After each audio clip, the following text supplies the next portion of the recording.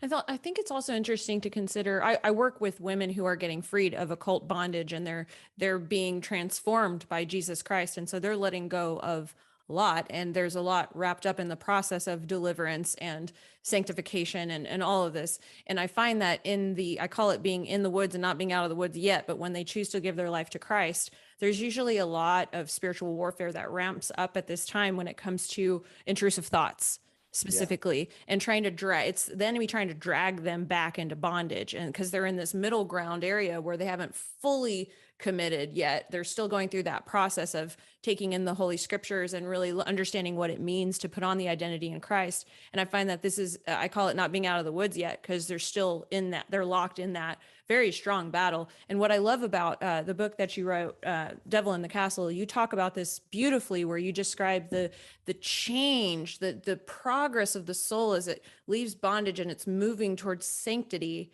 And I was wondering, can you walk us through, just like on a high level, what this process looks like?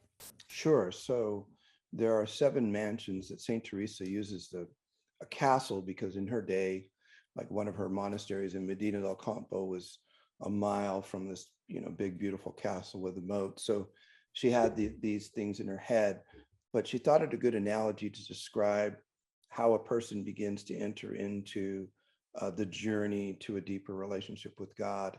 And each of the rooms, there are specific things that we can do to help us on our journey and corresponding to God, and then specific ways that the devil tries to attack us, so that we understand how to yield to God and how to fight the enemy.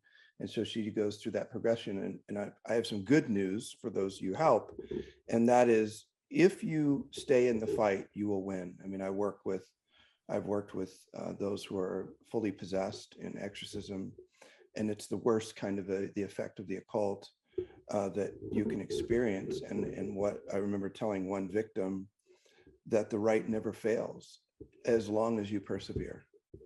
So if you persevere, you will be free. And that I can, I'm 57, I've seen a lot.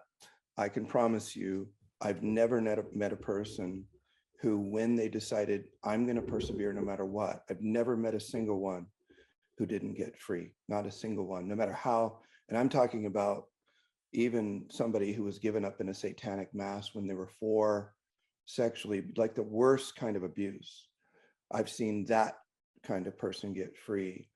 And so anyone can get, if that one can get free, anyone can get free. But the secret word is, of course, perseverance in Jesus. Perseverance, or the phrase perseverance in Jesus. Stay in the fight, and you will win, because he has won and he wants you to win. Thank you so much for saying that. I really appreciate you saying that, because I do work with people from across the gamut at different stages in their journey. And I know that that will be very encouraging to them, because they hear it from me, but it's great to hear it from other people too. It's like, Yeah, yes, keep yeah, going, baby, go. keep going. Thank you so much for speaking to that.